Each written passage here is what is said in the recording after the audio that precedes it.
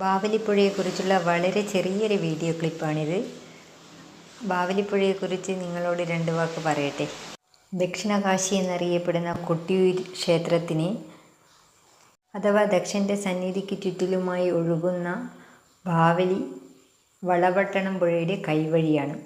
വയനാട്ടിൽ നിന്നും ആരംഭിക്കുന്ന ബാവലി കൊട്ടിയൂർ, കേളകം, കണിച്ചാർ എന്നീ പഞ്ചായത്തുകളിലൂടെ ഒഴുകുകയും കൊട്ടിയൂരിനെ അക്കരെ കൊട്ടിയൂരെന്നും ഇക്കരെ കൊട്ടിയൂരെന്നുമായി വേർതിരിക്കുകയും ചെയ്യുന്നു.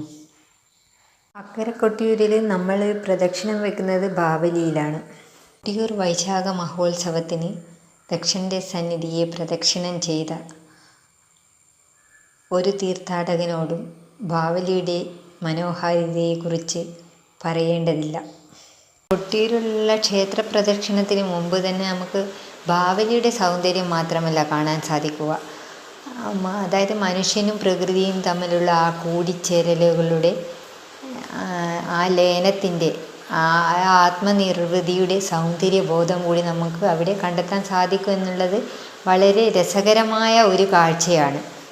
കുട്ടികൾ ആഹ്ലാദത്തിമിർപ്പോടെ ബാവലിയിൽ ലയിച്ചു ചേരുന്നത് പോലെ തന്നെ മുതിർന്നവരും അവരുടെ സന്തോഷവും കുളിച്ചും നനച്ചും ബാവലിയിൽ അലിഞ്ഞു ചേരുന്ന ഒരു കാഴ്ച രസകരമാണ്.